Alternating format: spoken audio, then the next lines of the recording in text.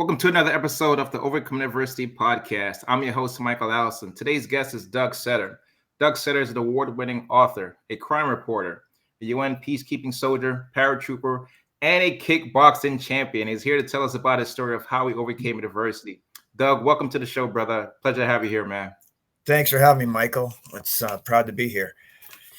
Absolutely, man. I looked through your bio, looked through your story, man. You've accomplished so much of a great thing, man, where you're giving back, you're helping people. And I love the fact that we also are brothers in arms too as well, man. So kudos to you as well for that, man. Thanks, man.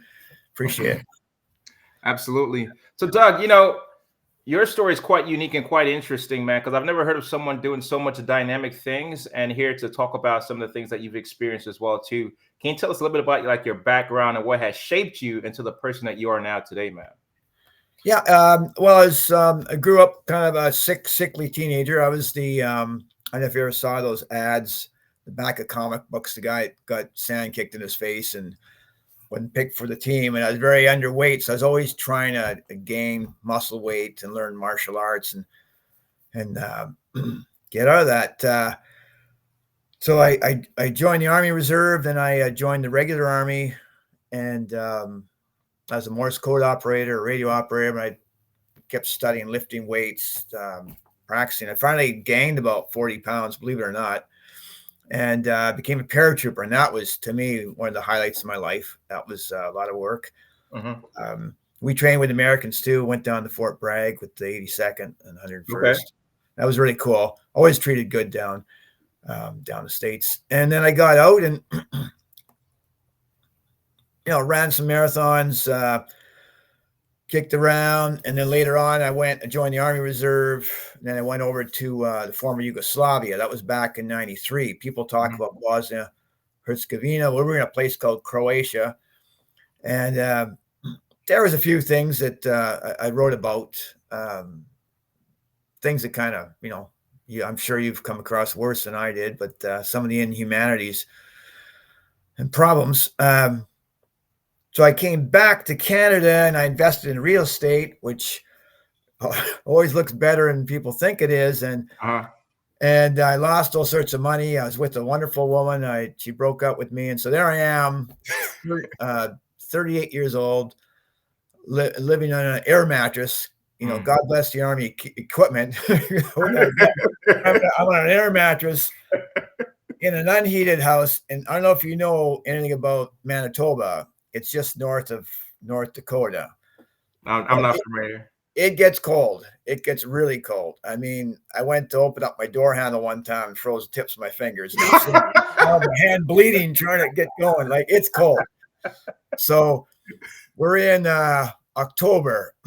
And I'm in this unheated building, half renovated, and I'm out of money. I'm in debt on my air mattress, and my tires. It's a bad neighborhood too, and my tires get slashed, and so I just lying there going, you know what? This hasn't beaten me yet. This is not, and I'm here just knuckling under and eating eggs and beans and oatmeal and whatever, doing whatever, and I started teaching fitness, and I was kind of self-conscious because I learned boxing. I did some other things, but I always worked with guys. I always worked the Army, and I started this. I learned aerobics. I thought, okay, this is weird. I'm the only guy in the class, aerobic guy, no coordination at all. And I said, heck with it. I put together a cardio kickboxing program, and it just took off. It was great. And I taught mostly women and had a really good time with it. And meantime, I'm working handyman jobs, and at night I'm teaching fitness, and on the weekends I'm working for the Army Reserve. And it was a good time. And I teamed up with this, he's an ex-vice cop, good guy. He was stabbed and beaten on the job. He was tough as nails, really good guy. And I worked at his, he had a dojo martial art club, and we did all sorts of courses. And then he was trying to raise money, so I said, okay, I'll do an exhibition for you. I'm 40. Well, the exhibition turned out to be a title match.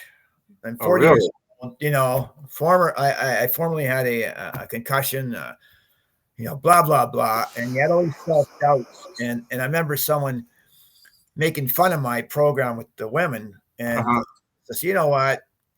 Okay, I'm going to do this. And this guy up against, he had 6-0, a young guy in his 20s. He all had wins. I had about 4 on, 4 off, but I trained with some very hard characters. I trained. Right.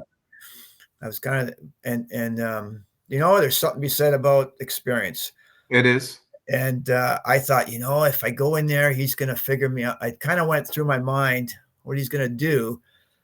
And I remember that week too, I thought, well, he's going to be pushing himself. I'm going to take more sleep.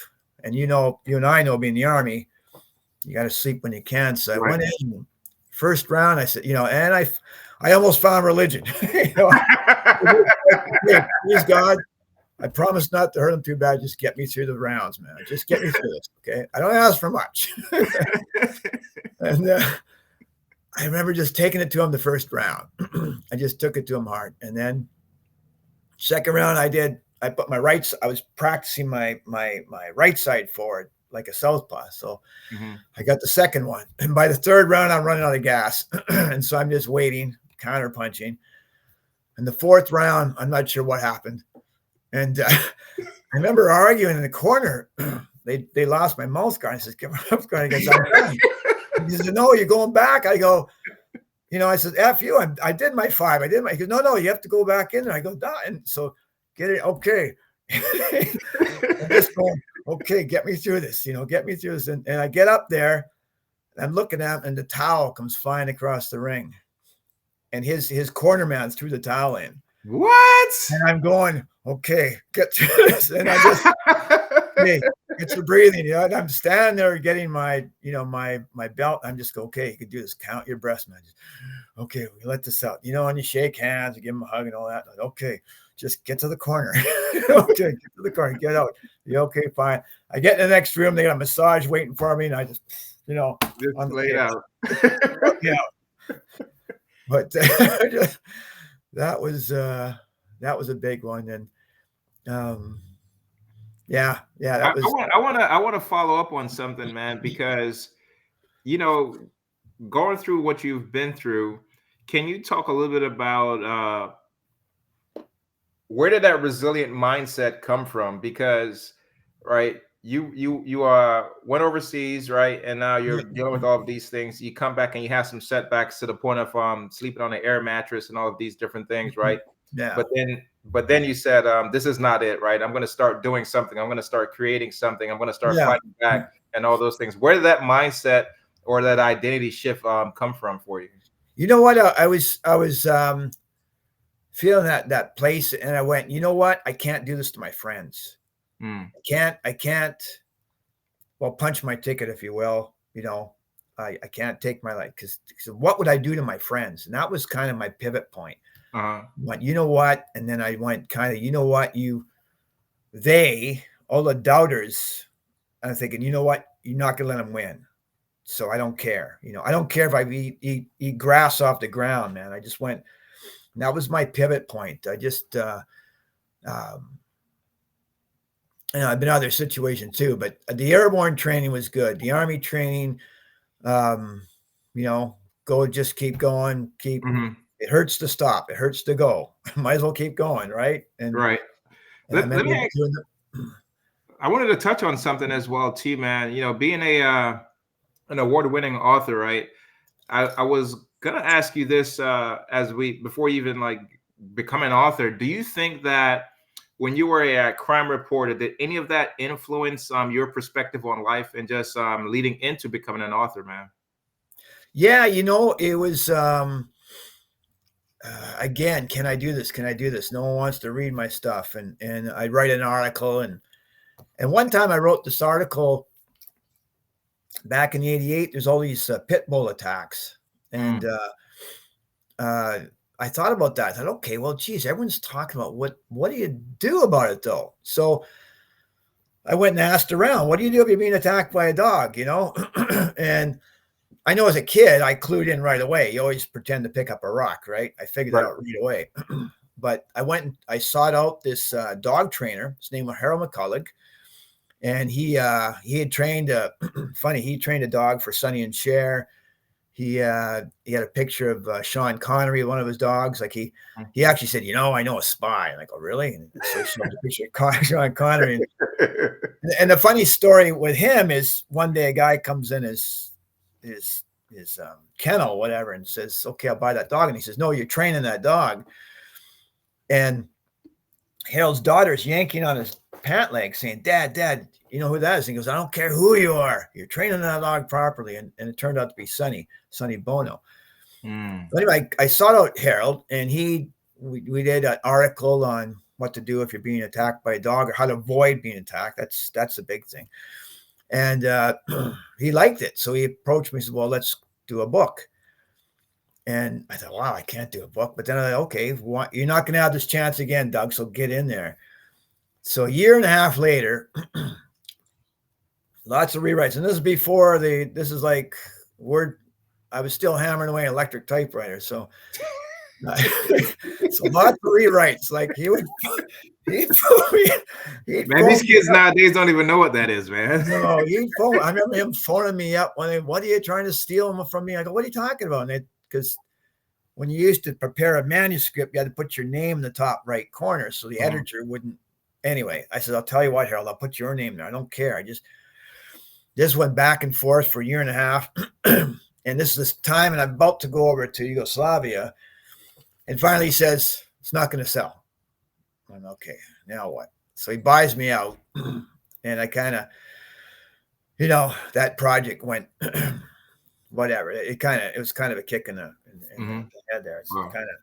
And so then later on, I started teaching these fitness classes, and people are saying, well, you should write a book. Oh, okay. So I don't have a degree. I don't have this. I don't have it. So I just started writing it. And I remember this course by a guy named Jerry Mundis. And what you do is you convince yourself, because every time you sit down behind a typewriter, you're dealing with these self-doubts. No one's going to buy this. What are you doing? Who are you? And so what you do is you go, no, I'm just going to put words on paper. It's like working out. No, I'm not going to win I'm just going to run a few miles or whatever. Mm-hmm. And so you get this routine, and you're just going to do it. I'm going to do a page today. I'm going to do 4 pages.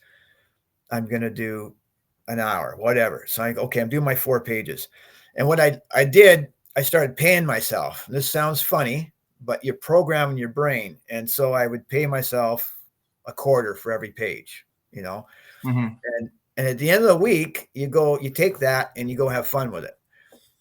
Now that might be going to a fancy restaurant and, paying a piece of cheesecake and a coffee, whatever. You go to a movie, you do something, and people tell me that's great, but after a while it starts programming, and it's just like, okay, I'm sitting down. Oh, this is actually good, because I'm getting.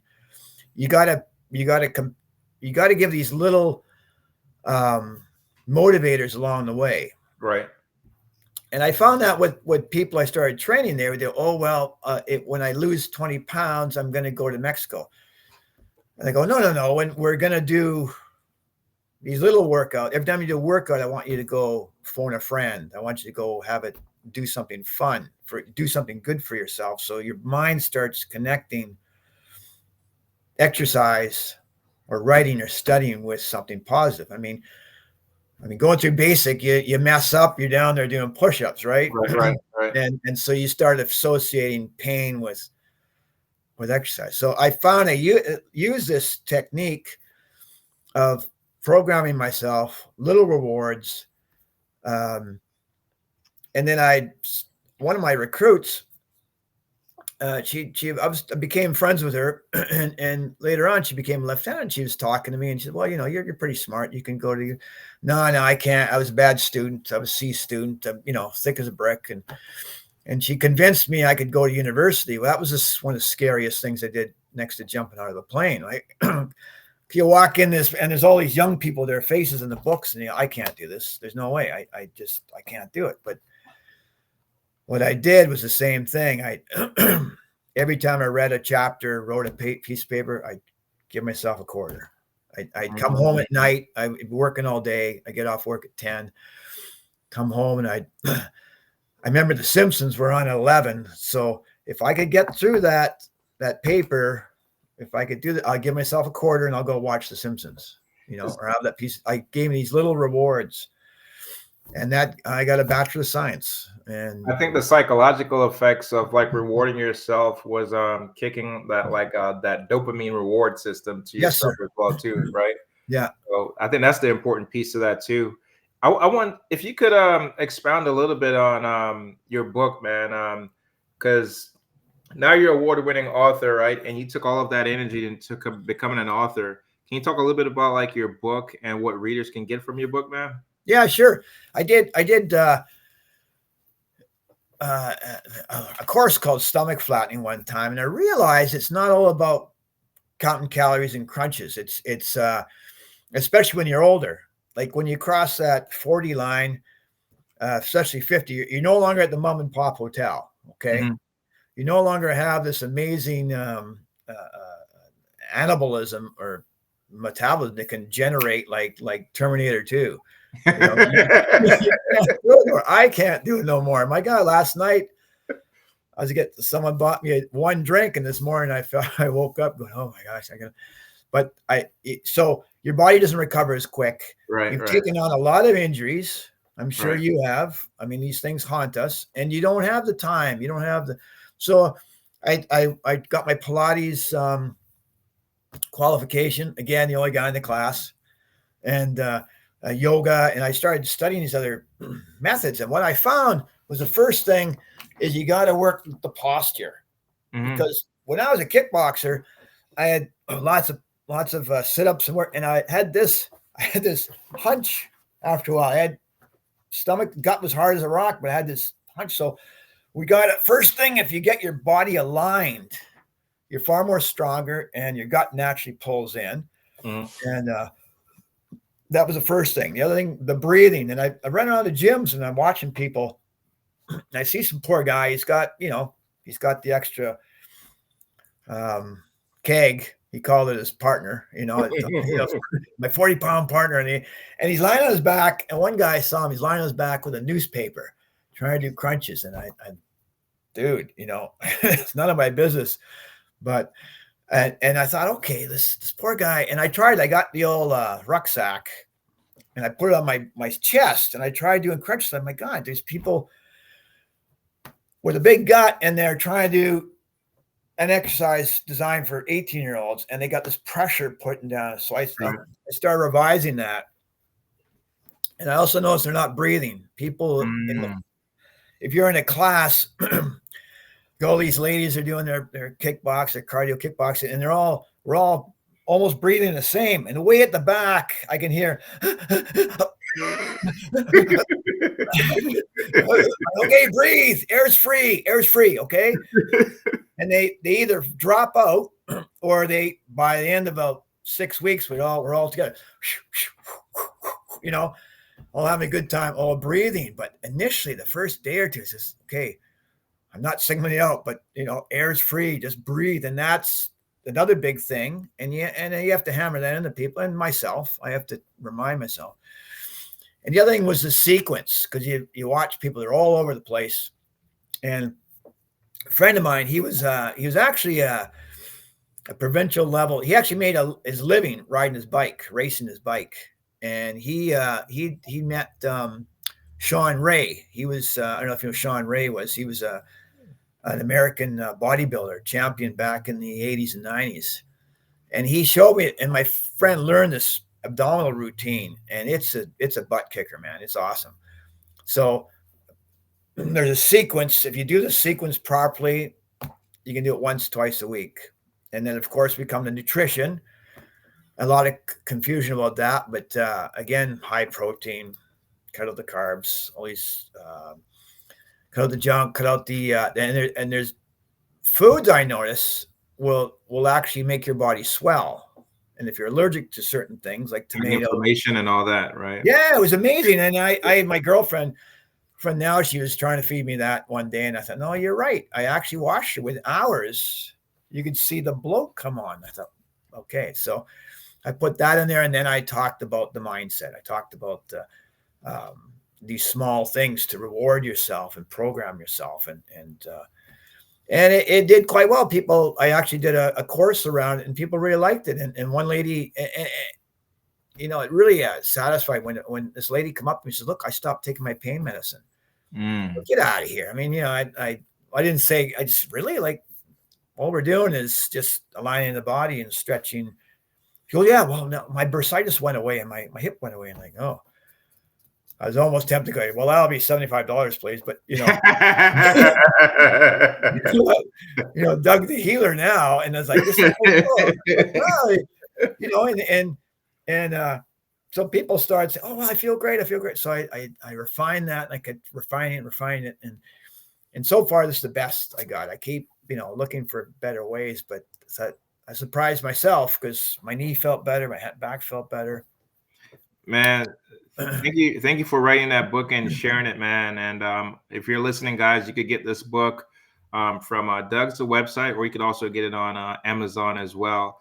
As you're telling me that, Doug, you know, I kind of wish that some of these things that you're saying could be incorporated within like your physical therapy realm, or some of like your medical spaces and things like that. And I say that because I think about for myself, right? So I had to go to physical therapy for quite a few different things, and it speaks to like some of the things that you're talking about that's within your book. And I've never heard a doctor or a physical therapist say some of the things that you're saying right now in regards to some of the things that I struggled with as well too, man. Oh, great on. Thank you. Yeah, well, it's exciting to share this, because you find this stuff out and you go, oh my gosh, this is really cool. It's like I don't know. One hand, you want to make money off it, if you will, but the other hand, it's like you want to share this, because I hate seeing friends suffer, if you will. A friend of mine was in Afghanistan, and I don't know if you heard of that friendly fire situation where the American bomber thought the Taliban were attacking this Canadian base, and he dropped the bomb. Well, my friend was there, and he survived. Wow. But he inspires me, because he talks about, you know, going through the pain and rehabbing, but he goes as physiotherapist, and one of the other guys there was minding his own business, and during the bank robbery, he got shot by accident. And this poor guy, he says, yeah, this guy's in all sorts of pain. He says, you know, bro, he says, I got no problems at all. Every time I see this poor guy struggling, he says, I got no problems at all. Like, big deal, bombs, nothing. And you look at that, and every time I talk to, you know, Stan, I thought, wow, you know, man, this dude, he could go, you know, poor me. We call it PMS, poor me syndrome. Actually, a lady counselor taught me that one. Okay. But you know, we could go that route, or like Stan, man, he volunteers his time. He works. He's always doing rehab. It's you know, so you can take these choices all the time. You're right, man. Yeah, you're right. I wanted to jump into this thing when it comes to being a peacekeeping like soldier, and also being a paratrooper, because I went, obviously, you know that I served, but I went to Chicago a couple months ago, and I had a couple disabled veterans with me, and they were jumping out of airplanes to overcome some like challenges that they're facing. Yeah, and I just thought it was such an exhilarating feeling for them to like push themselves through challenges and things like that, because they're in wheelchairs and things like that. So like, obviously they're not living the life that they want to live now. If you could, man, tell me a little bit about what are some of the challenges or adversities that you face as a paratrooper, or even as a soldier, that could help some of our listeners overcome some of the challenges or adversities that could be applicable to their lives now today. Oh, I hope so. You know what? If I can help one person, it's worth the effort. I remember coming back from Yugoslavia, Croatia, and they had mines all over the place. So for 3 weeks, I couldn't walk on grass. You know, we always we're told stay on the hard pack, stay on the cement or whatever. And I remember one time I drive my car through town, and I heard this bang. So I went underneath the dashboard. I pulled, and I'm driving like this. I pulled over. I shoved over in the passenger, and I crawled out. And these two kids are looking at me like, and I go, "What's up? What's?" And he says, "Oh, someone threw a bear banger. It's one of these devices to scare bears if you're out in the bush." Right. And I'm a little wired, so I kind of, try to maintain my dignity and back my car and drive off. But I found I kind of liked it. I moved to Manitoba, a place called Winnipeg. We call it Winterpeg. And I bought these cheap properties, and I was fixing it. But I noticed I kind of liked going to a bad neighborhood, and I got kind of high off these fear jolts. And it's true. I thought about later. I thought, you know what, you like these things, because one time I was going to the gym. You're a risk taker. Well, yeah, it's kind of weird. And I was going to the gym one morning, and I saw this police officer with a snowblower, and I was going to go over and make a joke about, city saving money, and there's a body wrapped in a sheet, and I go, "Oh, okay, excuse me."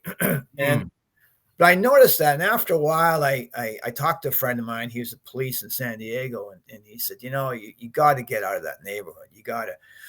And I noticed when I moved away, I got a nice place, quiet. I could think more clearly. I could study better. Everything was, and that's when I wrote another book. But I noticed it was kind of missing. I kind of missed it, but I could think more clearly. So, and you start treating yourself better too. You say, well, I don't have to look over my shoulders all the time. I don't have to be in this constant state of agitation. So and one of your, I think it was Jennifer Embry, or maybe it was CEO Mindset. Yeah. And she talked about something about that with people getting some kind of, you get drawn back to what's familiar. Or I think it was actually no, I stand corrected. It was Shiraz Babu. Oh yeah, Shiraz, yes. And he hit the nail on the head when he said, it's not what's good, it's what's normal for you. And I find that with an injury too. My hip bugs me, my knee bugs me, so I'm limping. I limping for about 2 years, and finally got the physio, and wait a minute, this feels so weird. Feeling straight, not in pain is weird, but no, that's good. But your normal becomes, your body tends to want to be, oh, I feel better when I'm kind of gimped here. And the same with your mental attitude. I feel normal if I'm wired all the time. If I'm always looking over my shoulder.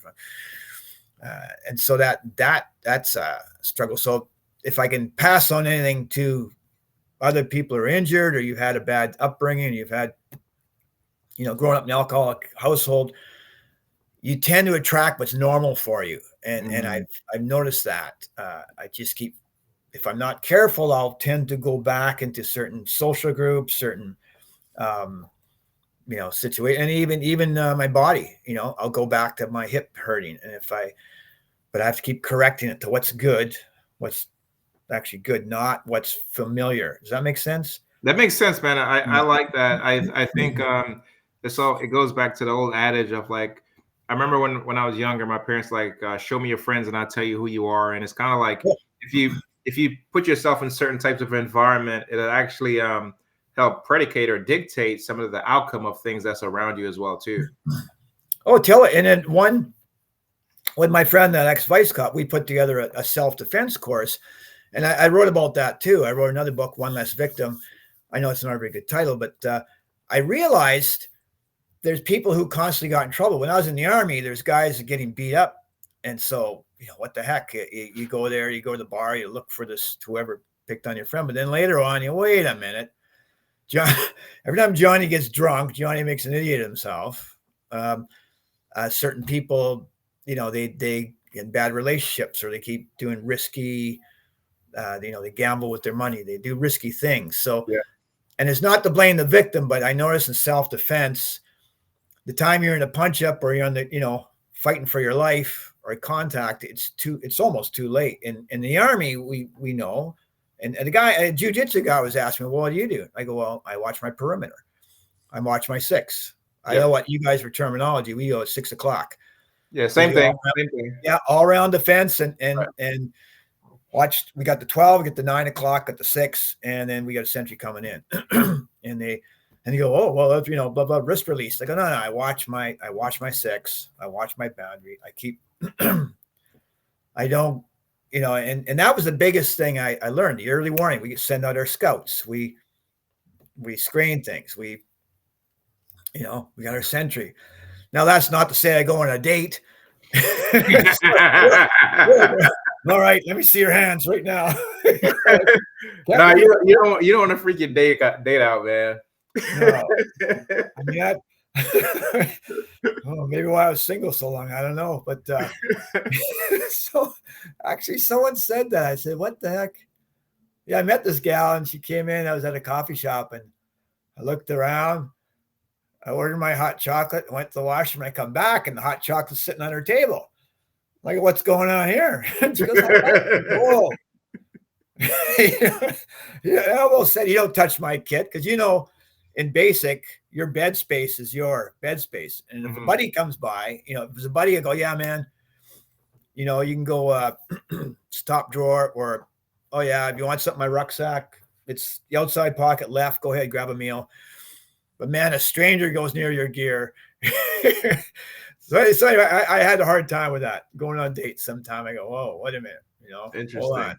Let me touch my heart." It was just funny, these little things, but it ties in with self-defense, without being rude to people. It's the whole thing. You there's a process before you get too close, before you're engaged, before you're being hurt or robbed or cheated. So most definitely. Yeah. Now, so you're an award-winning author, man. And, I know we were just talking about one of your books, but you've written several books. And I wanted to see if you could touch on a little bit in regards to, like, where does the inspiration behind some of these books that you've written? So, like, I see that you've written a book here, the one called The One Less Victim, right? In regards to, like, the crime prevention. Then you wrote the book about stomach flattening and things like that. Then you also wrote the other book, which was the Global eBook Award, right? Yeah. So I guess, can you talk a little bit about, like, where does the inspiration come from with writing these stories? And I want to touch on something else a little bit, because you had mentioned earlier, like, you seem to find yourself, like, in, like you said, or like, you'll go to the neighborhood where, like, you think that you're needing in there to, like, help people and uplift people and help change their circumstances and things like that. When you talk about, like, the police officer and so forth. Can you talk a little bit about, like, what inspired you around all of these different books that you've written? Yeah, I you know what? They haunt me.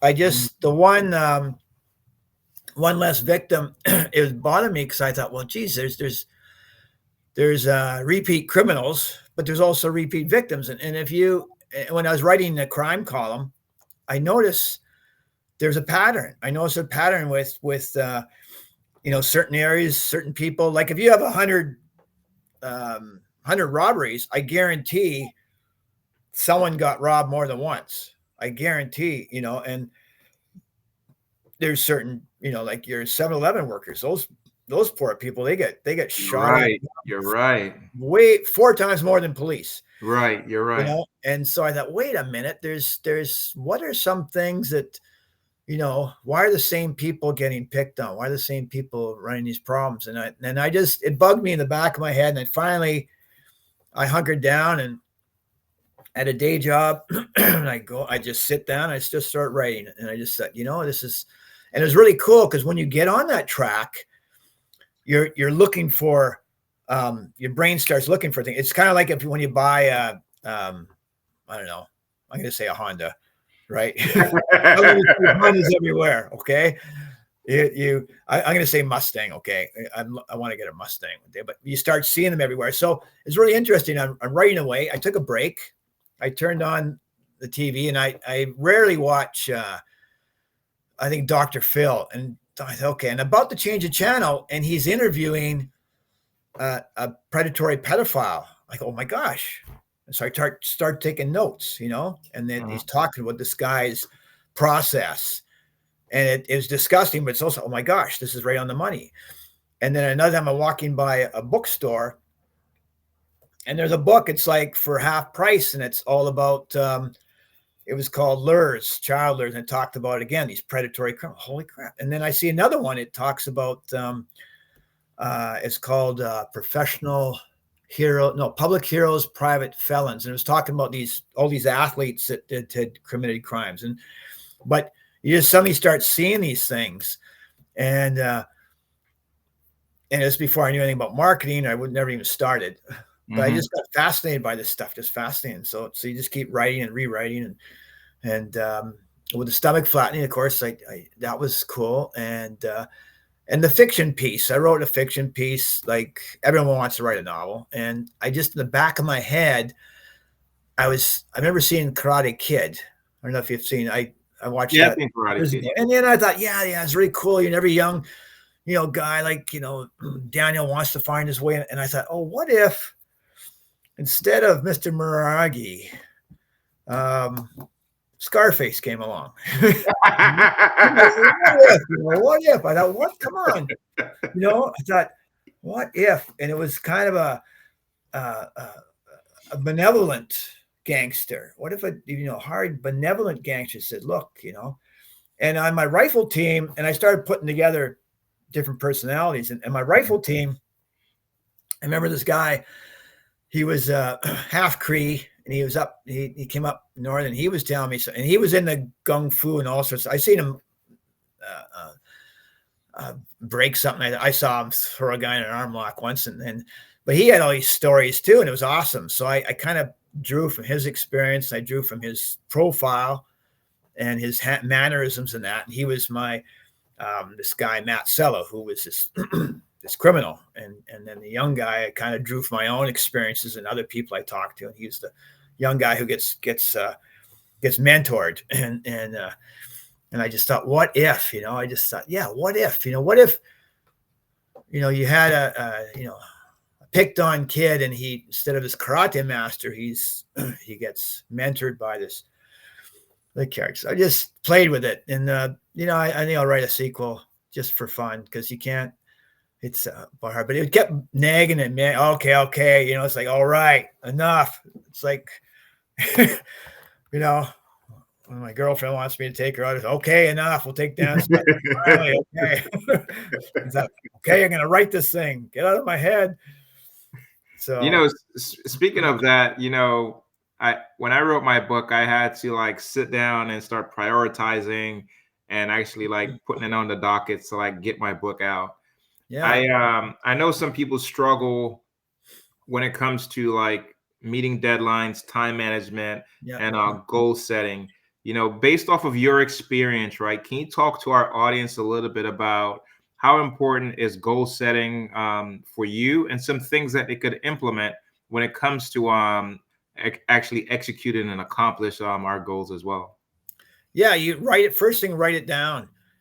And I read Chris Gardner's book. He was the guy that did the Pursuit of Happiness. Yeah. And I read that, and he's very, very big on, he says, be clear, concise, consistent,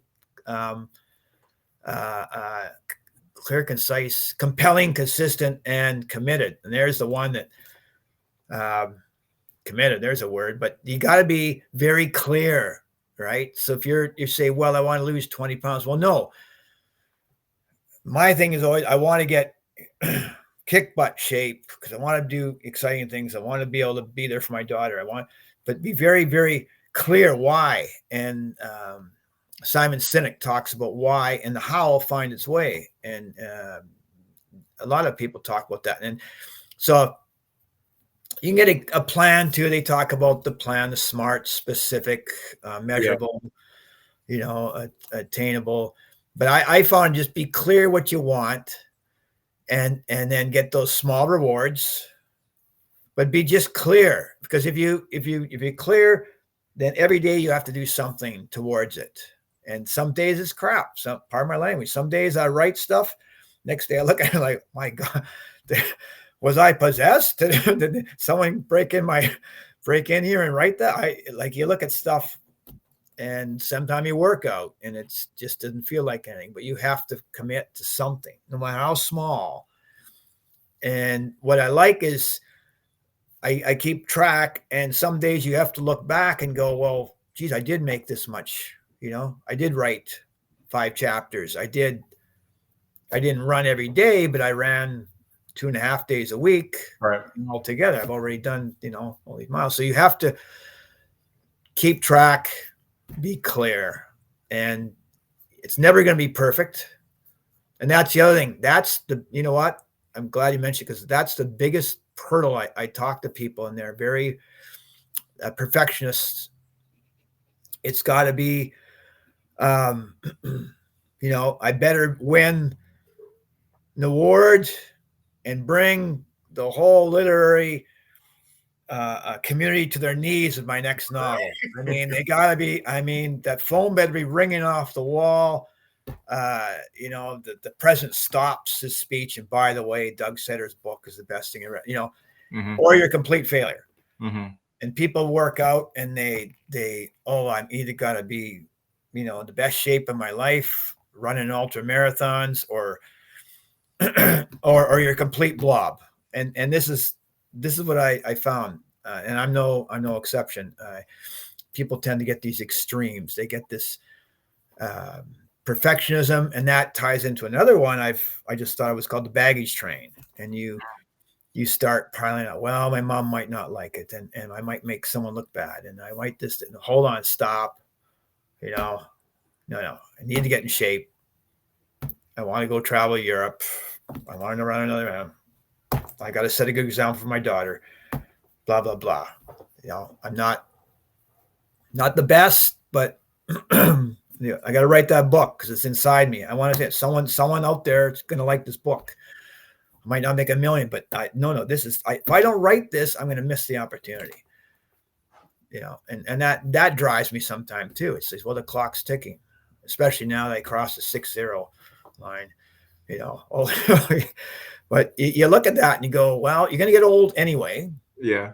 So why not? What does it take? It takes 15 minutes to do squats, push-ups, to sit down behind the keyboard. Absolutely.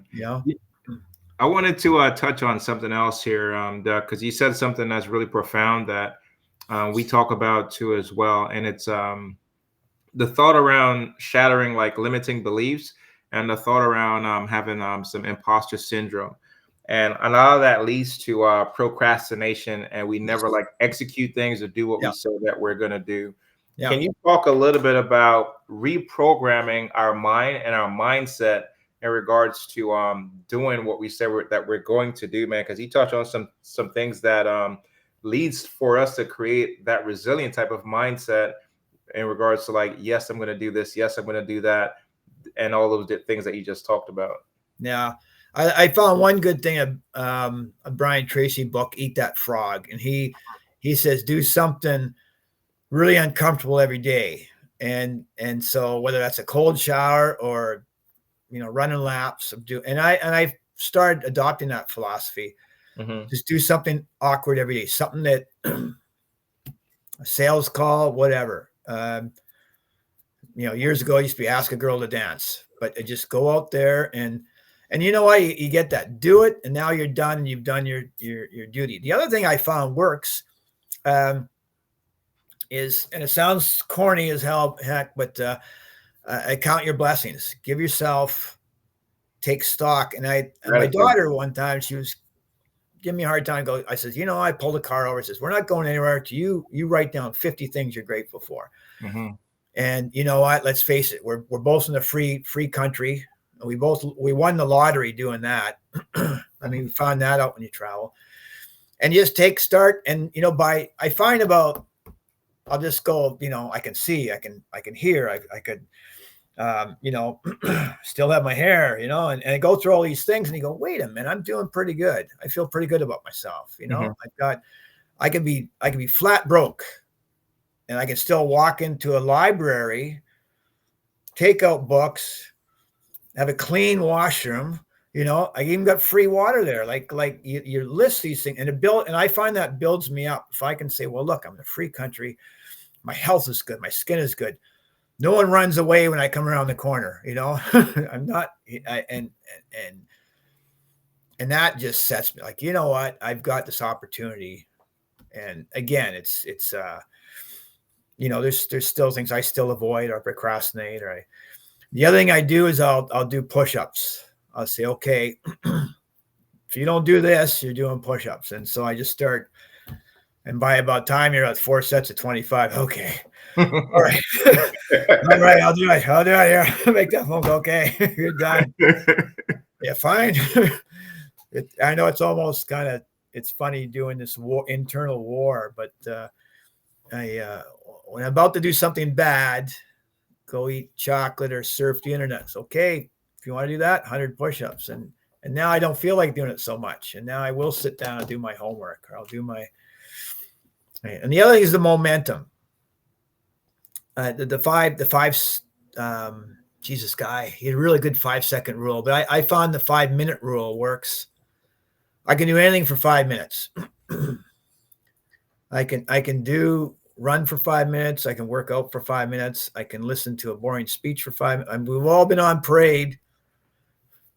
I mean, I'm in for hours. I've seen people pass out, and I don't know if it's the general speech. Sorry, General. Or whatever, but we've all done that. And so I say, yeah, I can go to my girlfriend's party. I can listen to her friends for 5 minutes, you know. I can do this. I can do this. You know, so you can do something for 5 minutes that can usually carry you through. Absolutely. Yeah. Doug, as we get ready to wrap up here, man, in your experience, when it comes to overcoming adversity, how does resilience play in regards to like some of like life's obstacles for you? And then can you talk about what are like some principles and values that you've learned along the way with overcoming some of the adversities that you've been through in life, man? Yeah, good point. I often remind myself, you know, you think airborne, the paratrooper, you think the soldier, being a sergeant. I tell myself Sergeant Setter would not do it. And I've had people come up to me, and it was very flattering sometimes. They say, you know, I remember what I talked to a friend last night. He said he survived the bombing in Afghanistan, and someone says, where'd you learn that? And he says, Sergeant Setter. And this guy I never heard. So, well, yeah, that's why you're still alive. And I go, wow. So sometimes I tell myself, you know, I don't want to do something. I said, no, you're so-and-so, you've done this. You've done these other things. You can do this. And then the other thing I do this because, you know, for my daughter, for my friends, for whatever. And that usually gets me over the hump, because there's days when you feel, you know, a bit self-conscious. You feel kind of awkward. You don't want to do something. And I found that usually carries me through. You know, what are your values, man? Like, is this for a good thing? I've done stuff that was, you know, not the best work, shall we say. And then I've loaded 600 stretchers to help Ukraine. And at the end of that, you just feel so pumped, man. I just did the good thing. Like, I just probably helped someone's life. Like, so I don't know if I answered that properly, but you realize you overcame things. You realize you're doing it for the good, right reasons. And yeah, sometimes it gets you through. I find sometimes it's a bit of a struggle. It's yeah, I think, you know, it's rewarding when we see our actions come to fruition, and see the benefit of what we're doing, man. Yeah, absolutely. You can't put a price on that. When you see someone on TV and they're like champion shooter, and oh, that's my former recruiter. They're doing, and that's hard to replace that feeling. Absolutely. So, Doug, looking ahead, man, can you tell us about some of the projects that you're currently working on, or what can our listeners expect from you in the future? Okay, well, I'm on the website. Here's another thing: is ask help. And the hardest thing I've done is I've had to go to people who are like, you know, they're like, they come have grandkids, you know, and I say, look, I can't get this Excel, and they're just so cool with their information. So I hunkered down. I'm getting help with my website. And I sat down with this young guy and he gave me the whole list. And I said, Jesus, how many have you done? He said, well, you're my first. Okay, well, you and I are into this together. We're both out to, I want this to be good. It looks good on you. Looks good on me. I'm expanding my website. I'm getting out courses. There's one I'm working on. It's we're talking about for seniors, get their balance, their flexibility. I'm looking for a good name. I'm working on that. I want to expand more into video courses, more into online courses. But again, I got to go out and ask people. I got to find out this technology. So that's my next thing. I'm really focusing on this now. I have the time, got the energy, and crank out more books. Why not? Man, I love it, man. Hey, Doug. So, if anybody wanted to work with you, book you on their podcast, or get you for an interview, how can they find you, man? Well, DougSetter@gmail.com. I'm also another one, info@DougSetter.com, but just stick with the Gmail. Keep it simple, please. You're more than welcome to visit my website. My phone number's there. By all means, if I can help you with your podcast, I'd love to do that. It's be a lot of fun. And if you want to flatten that gut, sure. Absolutely, man. So before we get thank you, man. Doug, before we get out of here, not man, you. last words that you like to the audience? I'm just, believe in yourself. Believe in yourself, man. Look around. There's people worse off. There's all sorts of cool inspiration out there, and look to that. Don't worry about all this media. Don't worry about all this negative stuff. And it's a cool world out there. There's lots, and don't ever give me this excuse you're too old. I'm 65. I just finished a course at college. Got no time for it, Without a doubt, man. Well, Doug, it's been a pleasure to hear your story of how you overcame adversity. It's a pleasure to talk to another brother of mine that's actually served and get to overcome a lot of challenges, and now is giving back and helping people too as well, man. So thank you so much for coming on to the show, man. It's been a pleasure. Thank you, Michael. I much appreciate it. Absolutely. Until next time, guys, God bless. God bless. Can't complain at all. Couple dollars in my pocket, no income and go. Been working on my body, getting healthier. Thank God for clarity.